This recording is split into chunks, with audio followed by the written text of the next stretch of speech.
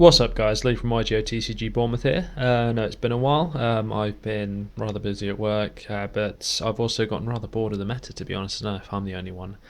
The other day, I was trading at locals, picked up the Playman, and I also picked up some High Priestess of Prophecy off a friend of mine.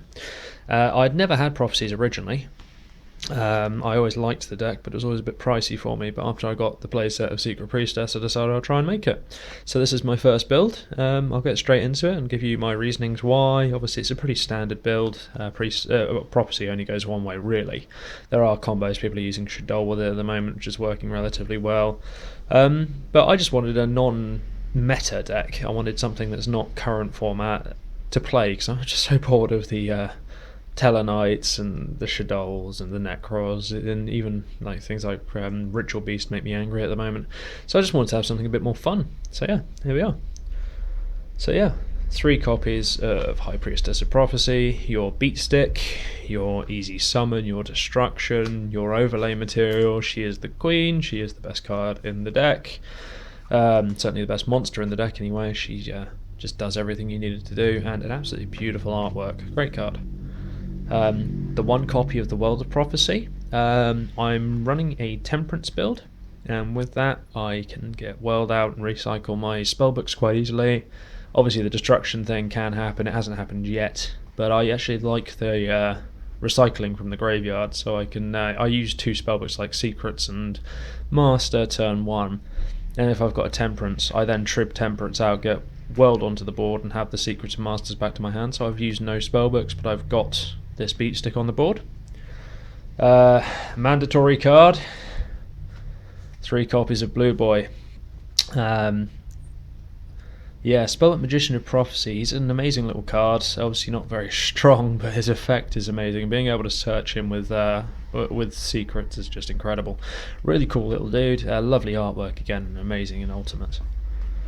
And the last 3 monsters of the deck are 3 copies of Temperance of Prophecy. I went for Temperance purely because I run World. If I didn't run World, in fact in my side deck I have 3 copies 3 copies of Justice, and I side out World and the Temperances and switch into Justice, and then tech in something else. But yeah, I prefer Temperance with World, just so you can summon it from the deck, and it means it's not as much of a dead card. Plus you can only get World's effect off if you special summon it with a Spellcaster's monster effect, so you need this card. That's it for the monsters, there's 10. Okay, so spells. 3 copies of Secrets, obvious. When you use this card, add a Spellbook card from your deck to your hand. So you tend to go Secrets into Blue Boy into Master, Secrets, Secrets into something else. Tends to be Tower, Fate are the best options. 2 copies of Power. I love Power, amazing card. I like doubling it up. I often have a World with, what was it, 3/9 attack, and you can push it all the way up to 4/9. I mean, it gets ridiculous. At one point I had a Gachi World with double power, just this amazing beat stick on the board, and it gave me 2 searches, so yeah, good card. 3 copies of Crescents, obviously for draw power early game, and just helps you with consistency. 2 copies of Master, reproduce the other Spellbook effect. 2 copies of Life. I like Life. I may cut this down. I don't know if I need 2, but at the moment it's an additional name.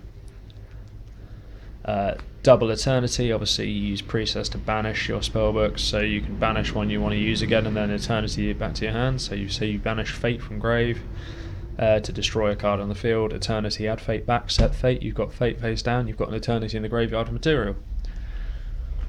2 copies of Wisdom for protection. Just this deck's version of Infestation Pandemic. Great card. And 2 horrible gold rare Grand Spellbook Towers. I am getting Secrets of this because it looks horrible, but an amazing card. That extra draw ability is just really handy. Particularly I run Reckless Greeds, so as long as this is on the board and I run a Reckless, I'm not losing out on my draw each turn. It's just really helpful. Okay, for the traps. 3 Mirror Force. Obviously defending Blue Boy and just keeping myself alive.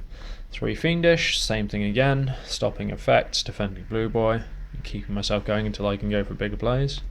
Triple Reckless, draw power, you really need draw power for this deck. 1 Bottomless, 1 Torrential, and 1 Warning. They should be obvious as to why they're in there. Okay, and quickly into extra deck, I run Cat Shark for the 2 Blue Boys, making can't be destroyed by battle. Little Cat Shark is just hilarious. Gachi for the power up. If you've got double Blue Boy, it's just another option. Daigasto Phoenix for the potential of OTK with double Blue Boy. Herald. So Cute Boss for the power a bit. Well, summon her, use power again, then use her effect. You can nuke an opponent's monster on the board. You've got a nice attack to go through, and you can lock down a monster zone. Just a cool little card. Shining Elf. Sky Cavalry, really like this card. Haven't used it yet, but I do really like it. I think it's just nice to have it there.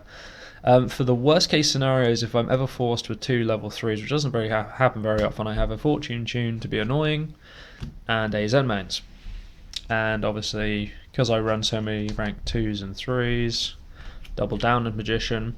If I have a big eye someone else's Dante or anything like that, I can use it to overlay. So yeah.